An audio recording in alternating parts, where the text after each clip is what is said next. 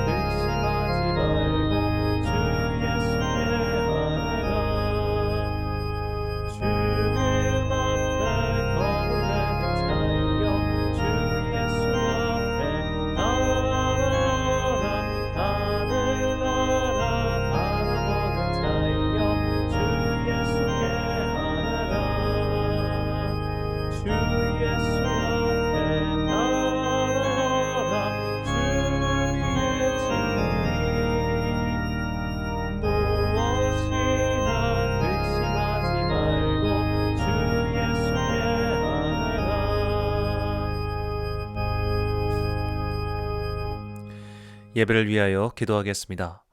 사랑과 은혜의 하나님, 겨울에 내린 하얀 눈처럼 순결한 세상에서 죄 없이 살고 싶습니다. 그러나 우리의 세상은 잔인합니다. 누군가의 악마적인 행위로 작은 생명이 짓밟혔습니다. 집단들이 펼치는 악마적 행위로 교회가 매장을 당하고 있습니다. 우리가 사는 세상만의 일이 아닐 겁니다. 이 세상은 지금까지도 혼탁했고 앞으로도 그럴 것입니다. 세상의 지혜가 아닌 하나님께 귀를 기울이고자 이 시간 집중합니다. 주여 말씀하옵소서. 주님의 종들이 듣겠습니다. 이 말씀이 우리 영혼의 지표가 되어 검은 세상 위에 새겨질 하얀 길이 되게 하옵소서. 말씀을 통해 은혜를 주시길 소망하오며 예수님의 이름으로 기도합니다. 아멘. 오늘 우리에게 주시는 하나님의 말씀은 열왕기상 8장 22절에서 23절과 9장 1절에서 9절까지의 말씀입니다. 열왕기상 8장 22절에서 23절과 9장 1절에서 9절 말씀입니다. 이제 봉독하겠습니다. 하나님의 말씀을 경청하십시오. 솔로몬이 여호와의 제단 앞에서 이스라엘의 온 회중과 마주서서 하늘을 향하여 손을 펴고 이르되 이스라엘의 하나님 여호와여, 위로 하늘과 아래로 땅에 주와 같은 신이 없나이다. 주께서는 온 마음으로 주의 앞에서 행하는 종들에게 언약을 지키시고 은혜를 베푸시나이다. 솔로몬이 여호와의 성전과 왕궁 건축하기를 마치며 자기가 이루기를 원하던 모든 것을 마친 때에 여호와께서 전에 기브온에서 나타나심같이 다시 솔로몬에게 나타나사 여호와께서 그에게 이르시되 내 기도와 내가 내 앞에서 간구한 바를 내가 들었은즉 나는 내가 건축한 이 성전을 거룩하게 구별하여 내 이름을 영원히 그곳에 두며 내 눈길과 내 마음이 항상 거기에 있으리니 내가 만일 내 아버지 다윗이 행함같이 마음을 온전히 하고 바르게 하여 내 앞에서 행하며 내가 내게 명령한 대로 온갖 일에 순종하여 내 법도와 율례를 지키면 내가 내 아버지 다윗에게 말하기를 이스라엘의 왕 위에 오를 사람이 내게서 끊어지지 아니하리라 한 대로 내 이스라엘의 왕위를 영원히 견고하게 하려니와 만일 너희나 너희의 자손이 아주 돌아서서 나를 따르지 아니하며 내가 너희 앞에 둔 나의 계명과 법도를 지키지 아니하고 가서 다른 신을 섬겨 그것을 경배하면 내가 이스라엘을 내가 그들에게 준 땅에서 끊어버릴 것이요 내 이름을 위하여 내가 거룩하게 구별한 이 성전이라도 내 앞에서 던져버리리니 이스라엘은 모든 민족 가운데에서 속담거리와 이야기거리가 될 것이며 이 성전이 높을지라도 지나가는 자마다 놀라며 비웃어 이르되 여호와께서 무슨 까닭으로 이 땅과 이 성전에 이같이 행하셨는고 하면 대답하기를 그들이 그들의 조상들을 애굽 땅에서 인도하여 내신 그들의 하나님 여호와를 버리고 다른 신을 따라가서 그를 경배하여 섬김으로 여호와께서 이 모든 재앙을 그들에게 내리심이라 하리라 하셨더라. 아멘. 솔로몬의 기도 두 번째 시간으로 지혜와 온유의 기도라는 제목으로 하나님의 말씀 선포하겠습니다. 사람들을 만나다 보면 저 사람은 목사를 했으면 참 좋겠다라는 생각이 드는 사람이 있습니다. 모든 종교인이 그렇지만 목회를 잘할 수 있는 성품이 있습니다. 첫째는 온유함이고 둘째는 향상심, 지금보다 나아지고 싶어하는 마음입니다. 이 두 가지는 함께하기 어려운 성품인데 이 두 가지가 잘 결합되어 있으면 훌륭한 사람이 될 수 있습니다. 공자도 날 때부터 좋은 성품을 가지고 태어나 군자의 길을 잘 걸어가는 이가 있다고 했습니다. 그런 사람 중 대표로 자신의 제자인 안회를 얘기하죠. 그리고 공자 본인은 날 때부터 좋은 것을 갖고 태어나진 않았고 후천적으로 노력해서 겨우 군자답게 살려고 노력한다고 말했습니다. 성인의 길에도 타고난 재능 같은 것이 있습니다. 선천적으로 귀한 성품을 타고난 사람들은 신앙생활도 예쁘고 착하고 선하게 잘 하십니다. 이런 분들의 특징은 인생에 큰 풍랑이 별로 없다는 것입니다. 하나님께서 인생에 풍랑을 주시는 이유 중 하나는 그 사람을 연단하고자 하심입니다. 모난 구석이 많아서 인생의 채찍으로 쳐서 바른 길로 인도하시는 것이죠. 그런데 날 때부터 좋은 성품을 갖고 있어서 굳이 징벌을 받지 않아도 바른 길을 가는 사람은 평온하게 산다는 뜻입니다. 마치 태어날 때부터 공부머리를 타고나서 시키지 않았는데도 공부 잘하는 아이가 있는 것처럼 말이죠. 솔로몬도 타고난 좋은 성품이 있었습니다. 향상심입니다. 솔로몬은 아버지 다윗이 물려준 국가를 더욱 발전시키고 싶었습니다. 솔로몬이 당면한 첫 번째 과제는 인구 증가였습니다. 열왕기상 4장 20절입니다. 유다와 이스라엘의 인구가 바닷가의 모래같이 많게 되매 먹고 마시며 즐거워하였으며. 아멘. 우리나라가 작년에 드디어 인구 감소의 시기를 맞이했죠. 학자들은 2025년 혹은 28년쯤 아닐까 싶었는데 이 코로나로 인해 그 시기가 확 당겨졌습니다. 출생자의 수가 사망자의 수보다 적었던 게 작년부터입니다. 이 모든 국가 경제정책의 전제는 인구 증가입니다. 인구가 더 늘어나고 인구가 늘어나니 생산성이 증가하고 생산성이 증가하니 경제지표가 크던 작던 성장한다는 것이 경제정책의 전제입니다. 그런데 그 전제가 무너지고 있으니 좀 대단히 심각한 문제가 아닐 수 없죠. 솔로몬이 다스리던 이스라엘의 인구가 폭발적으로 증가했습니다. 인구가 증가한 것은 사회가 안정화되었기 때문입니다. 솔로몬은 인구가 증가한 만큼 국가의 체제를 새롭게 정비해야 했습니다. 그래서 관료 체제를 바꾸고 중앙 집권화를 공고히 합니다. 솔로몬은 무의식 중에서도 듣는 마음을 원했습니다. 향상심, 더 좋은 나라를 만들고 싶은 의지가 그만큼 강했던 것이죠. 인구의 증가는 정체체제의 개편뿐 아니라 가장 중요한 종교의 체제를 바꾸게 만들었습니다. 이 성막 중심의 신앙생활이라는 것은 이스라엘 민족 전체가 집단 생활을 할 때나 가능했던 것입니다. 이제는 이스라엘의 인구가 늘어났기 때문에 새로운 체제, 새로운 예배 처소가 필요해진 것이죠. 비유하자면 교인 수가 늘어나서 성전을 새롭게 건축해야 할 필요성이 생긴 겁니다. 단순하게 얘기하면 다윗은 앞으로를 위해 성전 건축이 필요하겠다라고 생각했다면 솔로몬은 이제는 성전을 건축해야 한다 정도로 이것은 시대의 과제가 되었습니다. 그래서 솔로몬은 달라진 국가의 상태 등을 고려하여 성전을 건축하기 시작합니다. 장장 7년이 걸린 대역사였죠. 그리고 인구가 증가하고 행정체제가 복잡화, 다양화되면서 새로운 궁궐이 필요했습니다. 이 궁궐을 단순히 임금님이 사는 곳이라고 생각하면 안 되고 대소신료들이 일할 공간이라고 생각해야 합니다. 그래서 솔로몬은 다윗성보다 큰 것을 짓기로 결심하죠. 이것은 또 13년이 걸렸습니다.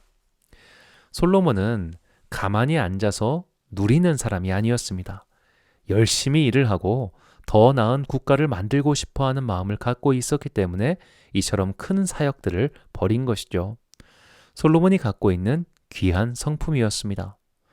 솔로몬은 첫 번째 목표인 성전 건축을 완료하였습니다. 그리고 봉헌 예배를 드리면서 하나님께 기도드립니다. 그것이 오늘 본문 열왕기상 8장에 나와 있습니다. 솔로몬의 성전 봉헌 기도는 크게 5가지의 간구로 구성되어 있습니다. 첫째는 개인의 기도와 판결입니다. 열왕기상 8장 31절과 32절 말씀입니다. 만일 어떤 사람이 그 이웃에게 범죄함으로 맹세시킴을 받고 그가 와서 이 성전에 있는 주의 제단 앞에서 맹세하거든 주는 하늘에서 들으시고 행하시되 주의 종들을 심판하사 악한 자의 죄를 정하여 그 행위대로 그 머리에 돌리시고 의로운 자를 의롭다 하사 그의 의로운 바대로 갚으시옵소서. 아멘. 이 사람의 일에 대해 시시비비를 가리는 것은 굉장히 어렵습니다. 나는 억울한데 저 사람들은 사정도 모르고 내 욕을 하는 경우가 얼마나 많습니까? 개인에게 그런 일이 생겼을 때 당연히 재판관을 찾아가서 판결을 받기도 하지만 무엇보다 먼저 심판관이신 하나님께 간구하며 시시비비를 가려달라고 기도할 때 하나님께서 판결해달라는 기도가 성전 봉헌 기도의 첫 번째입니다. 두 번째 간구부터는 모두 공동체에게 특정한 사건이 닥쳤을 때 드리는 기도입니다. 적군과 싸워서 패배해서 포로로 잡혔을 때 주님께 기도하면 회복시켜 주십시오란 간구가 두 번째 간구입니다. 열왕기상 8장 33절에서 34절입니다. 만일 주의 백성 이스라엘이 주께 범죄하여 적국 앞에 패하게 되므로 주께로 돌아와서 주의 이름을 인정하고 이 성전에서 주께 기도하며 간구하거든 주는 하늘에서 들으시고 주의 백성 이스라엘의 죄를 사하시고 그들의 조상들에게 주신 땅으로 돌아오게 하옵소서. 자, 여기서 인정하다라고 번역한 히브리어 야다흐의 뜻은 손을 뻗다입니다. 도움의 손을 뻗어서 살려달라고 간구하는 것이죠.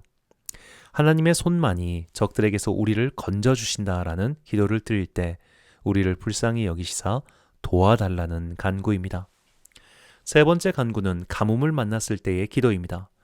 지금도 그렇지만 고대 사회에서 가뭄은 공동체의 생사를 좌우하는 큰 문제였습니다. 사흘 굶으면 담장 넘어가지 않을 사람이 없다고 하지 않습니까? 특히 공동체의 기근은 인간성 자체를 무너지게 하기 때문에 매우 큰일이었습니다. 그런 큰일을 만나게 되었을 때 이렇게 기도하라고 합니다. 열왕기상 8장 35절과 36절입니다. 만일 그들이 주께 범죄함으로 말미암아 하늘이 닫히고 비가 없어서 주께 벌을 받을 때에 이곳을 향하여 기도하며 주의 이름을 찬양하고 그들의 죄에서 떠나거든 주는 하늘에서 들으사 주의 종들과 주의 백성 이스라엘의 죄를 사하시고 그들이 마땅히 행할 선한 길을 가르쳐 주시오며 주의 백성에게 기업으로 주신 주의 땅에 비를 내리시옵소서. 세 번째 간구의 핵심은 찬양입니다. 이 가뭄이 왔는데 어떻게 찬양합니까? 우리는 여기서 그럼에도 불구하고 위기의 순간에 찬양을 해야 한다는 신앙인의 강력한 강령을 만나게 됩니다. 자, 네 번째 간구는 공동체가 당할 수 있는 각종 재앙에 대한 간구입니다. 본문 37절에서 39절까지 말씀입니다. 만일 이 땅에 기근이나 전염병이 있거나 곡식이 시들거나 깐부기가 나거나 메뚜기나 황충이 나거나 적국이 와서 성읍을 에워싸거나 무슨 재앙이나 무슨 질병이 있든지를 막론하고 한 사람이나 혹 주의 온 백성 이스라엘이 다 각각 자기의 마음의 재앙을 깨닫고 이 성전을 향하여 손을 펴고 무슨 기도나 무슨 간구를 하거든 주는 계신 곳 하늘에서 들으시고 사하시며 각 사람의 마음을 아시오니 그들의 모든 행위대로 갚으시옵소서. 주만 홀로 사람의 마음을 다 아심이니이다. 아멘. 공동체의 위기가 닥쳤을 때 재앙을 깨달아야 합니다.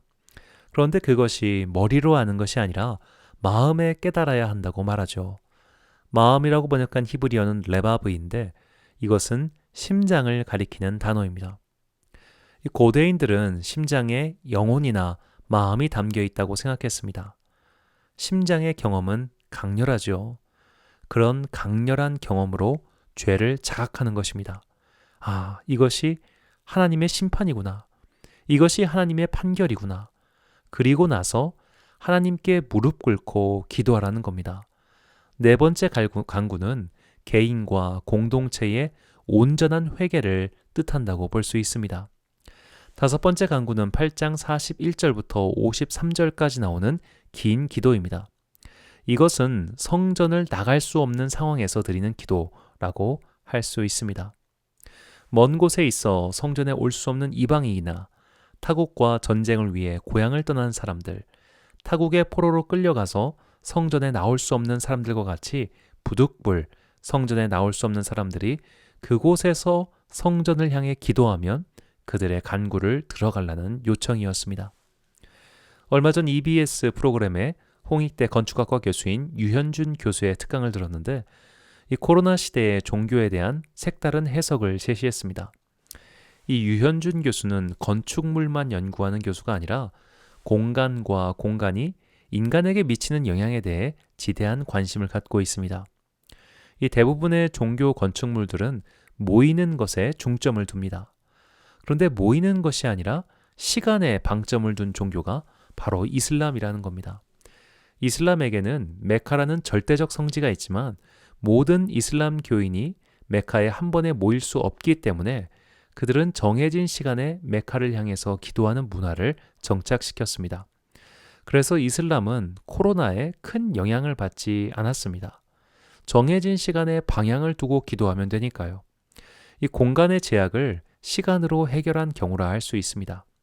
물론 이것도 이슬람의 오리지널 해결책이 아니라 이미 솔로몬의 기도에 나와 있었던 것이죠. 솔로몬은 그만큼 지혜로운 해결책을 이미 제시했던 것입니다. 무조건 성전에 나와야 한다는 게 아니라 부득불 나오지 못할 때는 이라는 폭넓은 사고를 갖고 하나님께 기도한 것이죠. 성전에 나올 수 없을 때도 성전을 향해 기도하면 그들의 사정을 아시는 하나님께서 같은 응답을 주신다는 겁니다. 이 솔로몬이 참 대단한 것은 성전을 지은 사람이 동시에 탈성전적, 그러니까 성전을 벗어난 성전 바깥의 사고를 할 수 있었던 것이죠. 그것은 그가 하나님이 어떤 분인지를 제대로 알고 있었기 때문에 가능했습니다. 열왕기상 8장 27절입니다. 하나님이 참으로 땅에 거하시리이까 하늘과 하늘들의 하늘이라도 주를 용납하지 못하겠거든 하물며 내가 건축한 이 성전이오리까. 아멘. 앞서도 말씀드렸지만 공동체적 관점으로 볼 때 솔로몬은 하나님을 위해서 성전을 건축한 것이 아닙니다. 다윗에게도 말씀하셨지만 하나님께서는 성전을 지으라고 명하신 적이 없습니다. 성전은 성도들을 위해서 필요한 겁니다. 단순하게 말해서 성도들이 제대로 예배드리기 위해서 필요한 것이 성전입니다. 우리가 예배드리는 것 또한 주님을 위해서 예배드리는 것이 아니라 궁극적으로는 우리의 행복을 위해서 드리는 것입니다. 주님과 함께 있는 것이 인간이 얻을 수 있는 궁극의 행복이기 때문에 우리는 사실 나 자신을 위해서 예배드리는 것이죠. 마치 사도 바울이 면류관을 위해서 달려갔던 말입니다. 솔로몬은 이스라엘 공동체의 예배를 위해서 성전을 만들었습니다. 낡고 작은 성막이나 335 예배드리는 산당이 아니라 수만 명의 사람들이 제대로 예배드릴 수 있는 공간이 인구의 증가로 인해 필수 불가결해졌기 때문입니다. 인구가 늘어난다는 것은 더욱 다양한 사회적 문제들이 발생한다는 것이고 솔로몬은 그중 하나인 성전에 가지 못할 때 그리고 먼 나라에 사는 사람들의 경우까지도 예상하여 하나님께 성전에 오지 못하는 자들의 간구도 이곳에서 드리는 것과 똑같이 기도를 들어주십시오라고 미리 말씀을 드려놓은 것이죠. 자, 솔로몬이 성전 봉헌식에서 했던 기도의 내용을 정리하면 다음과 같습니다. 자, 첫 번째, 법적 다툼이 생겼을 때 이건 주체는 개인이고요. 방법은 제단 앞에서 맹세하는 것이고 적국에게 패배했을 때는 주님의 이름을 인정, 즉 주님께 손을 뻗어 간구하라는 겁니다. 그분의 도움을. 가뭄이 닥쳤을 때는 공동체가 주님께 찬양하는 것, 즉 이 위기의 순간에도 하나님께 찬양하는 것을 그치지 말라는 강력한 명령입니다. 각종 환란이 닥쳤을 때는 회개가 필요합니다. 이것은 그냥 말로만 하는 회개가 아니라 심장 깊숙한 곳까지 내려가는 진지한 깨달음의 회개라고 볼 수 있습니다. 그리고 성전에 갈 수 없을 때는 자기가 있는 그 자리에서 기도하면 주님께서 똑같이 들어주신다는 것이죠. 지혜로운 사람은 겸손해질 수밖에 없습니다. 마치 바둑의 고수들이 몇십 수 앞을 내다보듯이 지혜로운 사람은 앞으로 이런저런 일들이 생길 것을 미리 예측하기 때문에 이게 사람의 힘으로 될 게 아니구나 라는 생각을 경험하기도 전에 미리 아는 것이죠. 그래서 겸손하게 하나님께 기도하는 겁니다. 솔로몬은 지혜로운 사람이었기 때문에 앞으로 벌어질 각종 상황을 예측하고 미리 성전 예배의 가이드라인을 제시한 것이죠. 솔로몬은 적국의 포로로 간 적도 없고 외국과의 전쟁에서 패한 적도 없고 가뭄이나 공동체적 피해를 당한 적도 없습니다. 그런데도 그런 일들이 생길 때를 대비해 미리 기도의 숙제를 내어준 것이죠. 이제 성전 봉헌식이 모두 끝났습니다. 솔로몬은 온 나라에 큰 잔치를 벌였습니다. 학자들은 이것이 초막절 기간과 겹칠 것이라고 예상을 합니다. 솔로몬은 이어서 왕궁의 건축 또한 끝마칩니다. 오늘 본문은 이렇게 솔로몬이 하려고 했던 모든 일들을 끝마친 후 하나님의 말씀을 보여주고 있습니다. 본문 9장 1절과 2절입니다. 솔로몬이 여호와의 성전과 왕궁 건축하기를 마치며 자기가 이루기를 원하던 모든 것을 마친 때에 여호와께서 전에 기본에서 나타나심 같이 다시 솔로몬에게 나타나사. 1절의 표현에 주목해야 합니다. 성경은 솔로몬이 성전과 왕궁을 건축한 것을 가리켜 자기가 이루기를 원하던 것이라고 설명합니다. 자기가 이루기를 원하던 것. 하나님이 성전 건축 시키신 게 아닙니다. 하나님께서 왕궁을 건설하라고 시키신 것도 아닙니다. 솔로몬이 필요해서 한 것입니다. 감사하게도 자기가 하고 싶고 또 해야 하는 일이 있는데 그것이 하나님의 뜻과 합치된 겁니다. 즉 솔로몬의 향상심이 하나님의 뜻 안에 있을 때 그것은 하나님 나라를 위한 선한 도구가 된 것이죠. 그런데 열왕기상 9장에 나오는 하나님의 말씀에 대한 묘한 경고가 느껴집니다. 세번역 성경으로 9장 6절과 7절을 읽겠습니다.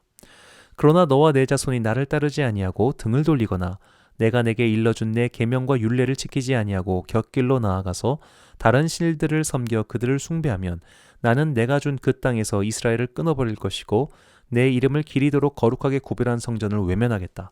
그러면 이스라엘은 모든 민족 사이에서 한낱 속담거리가 되고 웃음거리가 되고 말 것이다. 자, 오늘 본문은 성전 건축 7년, 왕궁 건축 13년이 지난 때입니다. 솔로몬의 통치가 시작된 지 24년쯤 되어서입니다. 이제 솔로몬의 통치가 중반기에 접어들었습니다. 아까 말씀드린 것처럼 인구가 증가하면 경제는 자연스럽게 발전한다고 했죠. 다윗 시기에 노력한 평화의 열매를 솔로몬 시대에 풍성하게 거둬들이고 있었습니다. 솔로몬은 더 나은 국가를 건설하고 싶었고 그의 향상심은 이때까지만 해도 하나님의 뜻 안에서 잘 발휘되고 있었습니다. 그런데 하나님께서는 9장 3절부터 9절까지 솔로몬에게 거의 20년 만에 다시 나타나셔서 말씀을 하시는데 성전에 대한 칭찬은 없었습니다. 오히려 율법을 잘 지키면 다윗에게 한 약속을 계속 지킬 것이나 그렇지 않을 경우 이 성전은 오히려 모욕을 받을 것이다 라고 경고하십니다. 그리고 우리가 잘 알다시피 솔로몬의 말년에 이 경고는 현실이 되었습니다. 솔로몬은 좋은 자질을 갖춘 사람이었습니다. 왕으로서뿐만 아니라 하나님께 듣는 마음을 무의식 깊은 곳까지 간구했던 것으로 보아 그는 신앙인으로서도 훌륭한 자질을 갖고 있었습니다. 그에게는 좋은 나라, 훌륭한 나라를 만들고 싶은 향상심이 있었습니다. 현재에 만족하지 않고 노력하는 사람이었습니다. 하지만 넘어지고 말았지요. 왜 그랬을까요? 설교 처음에 좋은 목사의 자질 두 가지를 설명했지요. 온유한 마음과 향상심입니다. 솔로몬은 이 중 향상심을 갖고 좋은 신앙인으로서 출발했습니다. 지혜로운 기도도 드렸습니다. 그러나 온유한 마음이 부족했습니다. 온유한 마음은 민수기에 나왔던 모세와 같은 마음입니다. 민수기 12장 3절입니다. 이 사람 모세는 온유함이 지면의 모든 사람보다 더하더라. 아멘. 여기서 온유하다라고 번역한 히브리어 아나브는 고통받는, 비참한이라는 뜻입니다. 고통받고 비참해진 사람, 즉 인생의 풍락을 많이 겪은 사람은 깎이고 깎여서 마침내 피골이 상접해지죠. 고통받고 비참해지면 온유해지지 않을 도리가 없습니다. 솔로몬은 나라의 전성기에 태어나 전쟁의 참혹함을 겪지 않았습니다. 전쟁터에 나가서 전쟁을 벌인 적도 없고 외적에게 쫓겨다닌 적도 없습니다. 그러니 인생의 채찍질에 고통받으면서 생기는 온유함이 부족했습니다. 고통을 받지 않아 본 사람, 인생의 심한 질고나 실패를 겪지 않은 사람은 온유하지 않습니다. 더 높은 곳을 향해 가려는 의지가 있기에 탁월한 성공을 거둘지언정 넘어진 사람을 일으켜 세우고 그와 함께 가지는 못합니다. 솔로몬은 성공만 했을 뿐 실패를 겪어보지 않았습니다. 그리고 그런 사람일수록 실패를 더욱 두려워합니다. 실패와 성공을 번갈아 해본 사람은 실패 후에 일어선 경험이 있기에 외부의 도전에 과감합니다. 그러나 실패를 해보지 않은 사람일수록 실패에 대한 두려움이 오히려 크기 마련입니다. 솔로몬이 그랬습니다. 그래서 그의 통치 말년에 여로보암이라는 존재를 죽이려고 했습니다. 열왕기상 11장 26절과 27절 상반절 그리고 39절과 40절입니다. 솔로몬의 신하 느밧의 아들 여로보암이 또한 손을 들어 왕을 대적하였으니 그는 에브라임 족속인 스레다 사람이요 그의 어머니의 이름은 스루아이니 과부더라. 그가 손을 들어 왕을 대적하는 까닭은 이러하니라. 내가 이로 말미암아 다윗의 자손을 괴롭게 할 것이나 영원히 하지는 아니하리라 하셨느니라 한지라. 이러므로 솔로몬이 여로보암을 죽이려 하매 여로보암이 일어나 애굽으로 도망하여 애굽 왕 시삭에게 이르러 솔로몬이 죽기까지 애굽에 있으니라. 아멘. 솔로몬은 에브라임 지파 출신인 여로보암을 눈여겨보고 그에게 에브라임 지파와 므낫세 지파의 장관을 삼았습니다. 그 후 여로보암은 선지자 아히야를 만나게 되었는데 선지자 아히야가 하나님께서 여로보암을 통해 이스라엘 10지파의 왕으로 세우실 것이라는 예언을 들었습니다. 단지 그 예언뿐이었습니다. 그러나 솔로몬은 그 소식을 듣고 여로보암을 반역자로 몰아 죽이려 했습니다. 여로보암이 선지자의 예언을 듣고 나서 준동하지도 않았는데 그 소식을 듣자마자 반란의 씨를 뽑아버리겠다는 듯이 달려든 것이죠. 자, 여기서 만약 다윗이었으면 어떻게 했을까요? 물론 다윗도 냉철한 정치가입니다만 그는 오뚜기처럼 항상 하나님 중심으로 돌아가려고 했던 사람입니다. 다윗이라면 예언자의 말을 전해 들었을 때 바로 회개부터 했을 겁니다. 그리고 그런 다윗이기에 하나님께서는 예언자를 다윗에게 직접 보내셨을 겁니다. 솔로몬에게 예언자 아히야를 보내지 않고 여로보암에게 보내셨다는 것은 이미 솔로몬이 다른 사람의 말을 귀담아 듣지 않게 되었다는 증거이기도 합니다. 솔로몬은 높은 향상심을 품고 듣는 마음을 달라고 기도했지만 온유한 마음이 부족했기 때문에 실패를 몰랐고 두려워했으며 마침내 하나님의 말씀조차도 듣지 않게 되었습니다. 인생의 문제와 마주하다 보면 바둑의 훈수두기와 비슷한 점을 발견합니다. 바둑의 대국을 옆에서 보면 해결책이 보이죠. 객관적으로 사고할 수 있기 때문입니다. 신앙인들도 듣는 풍월이 많아서 다른 사람의 문제를 보면 해결책이 보입니다. 신앙의 문제뿐만 아니라 사실 대부분의 사람들은 어떻게 하면 문제를 해결할 수 있을지 다 알고 있습니다. 이것을 왜곡된 자아가 방해하는 것뿐이죠. 옆에서 보면 지혜롭게 보이고 해결책도 나오는데 정작 자신의 문제가 되면 이상한 수를 둬서 결국 외통수에 걸려 자멸하는 경우가 너무나 많습니다. 솔로몬이 통치 말년에 겪은 문제는 사실 성전의 봉헌기도 안에 해결책이 있었습니다. 열왕기상 8장 46절 상반절 말씀입니다.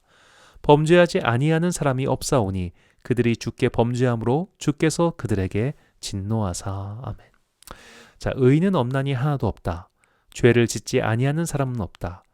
즉 하나님 앞에서 완전히 정결한 인간은 없으니 주님께 기도드릴 때 우리 죄를 용서해 주세요. 이것이 솔로몬의 봉헌 기도였습니다. 솔로몬은 지혜롭게도 그것을 알고 있었습니다. 다만 자신이 바로 그 죄인이 될 수 있다는 것을 알지 못했던 것이죠. 모든 사람에게는 실패의 가능성이 있다는 것을 지혜롭게 알고 있었지만 정작 자신이 그 주인공이 될 것이라고는 상상하지 못했습니다.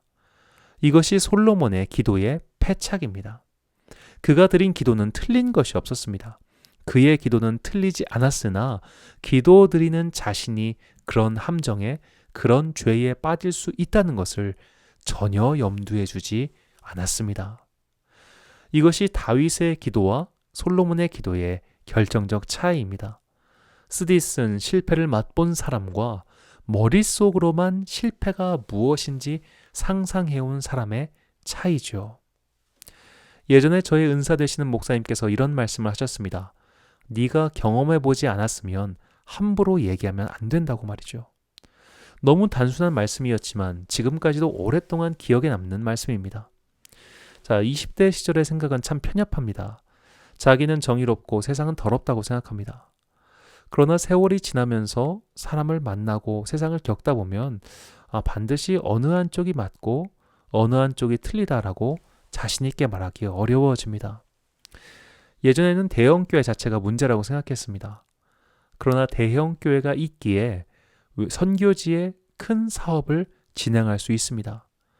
선교지에 병원이나 학교를 짓는 것 같은 큰 사업을 감당할 수 있는 것은 대형교회 정도입니다. 예전에는 교회를 개척한 원로 목사가 교회를 떠나지 않는 것을 비판했습니다. 그러나 평생을 교회 공동체와 함께 예배드린 원로 목사가 하루아침에 교회를 떠나 오늘은 어디서 예배를 드려야 하나 그것을 고민한다고 생각해 보십시오. 너무 외롭지 않겠습니까? 아무리 젊은이가 지혜로워도 경험 많은 자의 지혜를 무시할 수 없는 법입니다. 솔로몬은 너무 젊었습니다. 그리고 지혜로웠습니다. 그러나 그 지혜는 세월이 부족했고 경험이 일천했습니다. 그는 젊은 시절 그가 드린 기도조차도 지킬 수 없었습니다. 그의 기도는 틀리지 않았으나 인간이 무엇인가에 대한 깊은 이해가 부족했습니다. 그는 많은 잠언을 남겼으나 소설가의 상상 속에서 이루어진 고통에 불과했는지도 모릅니다. 칼린 지브란이라는 미국의 시인이 있습니다. 그는 예언자라는 유명한 책을 저술했습니다.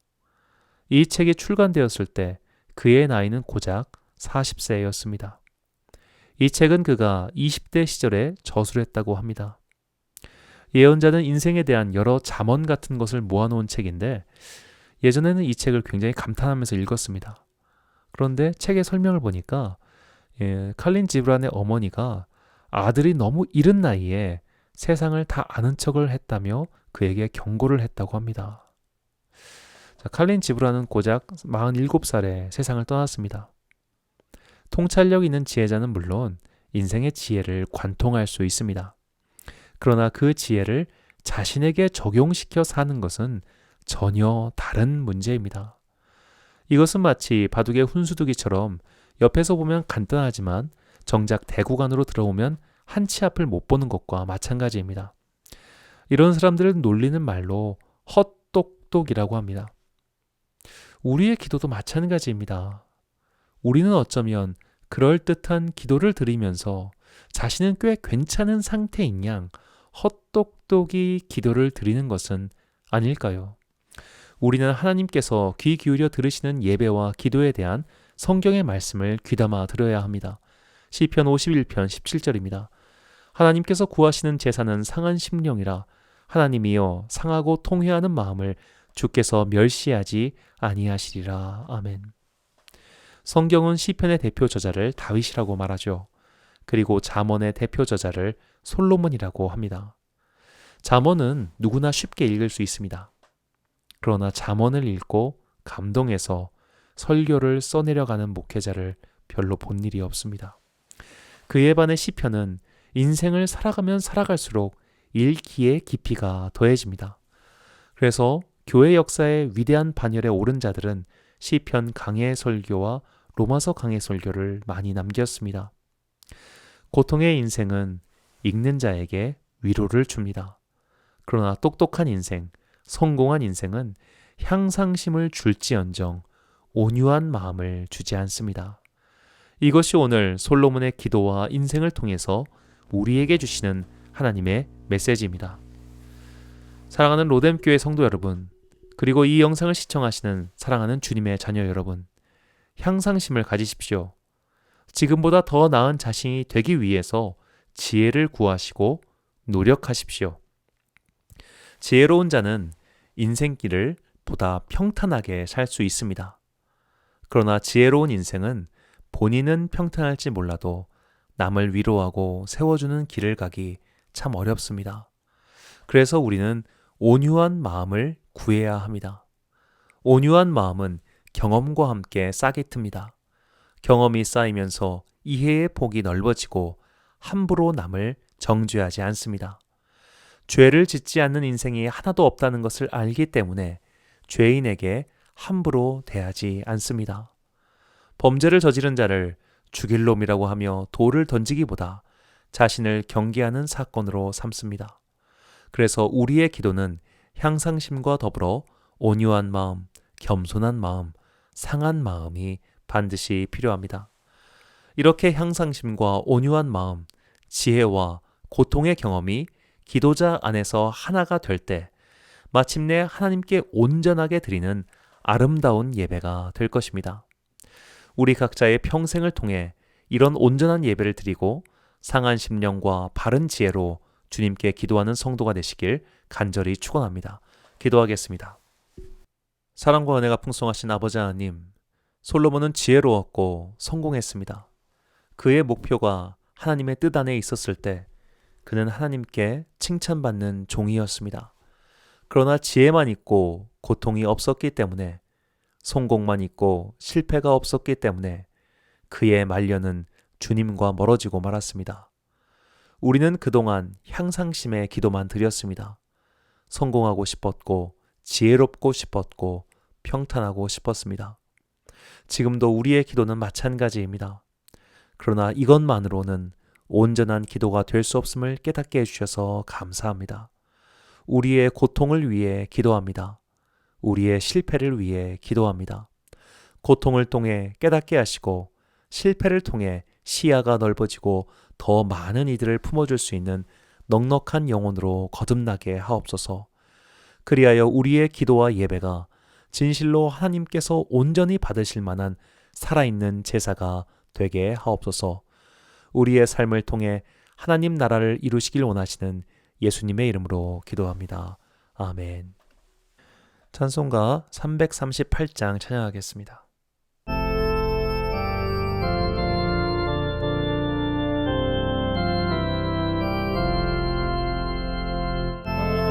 주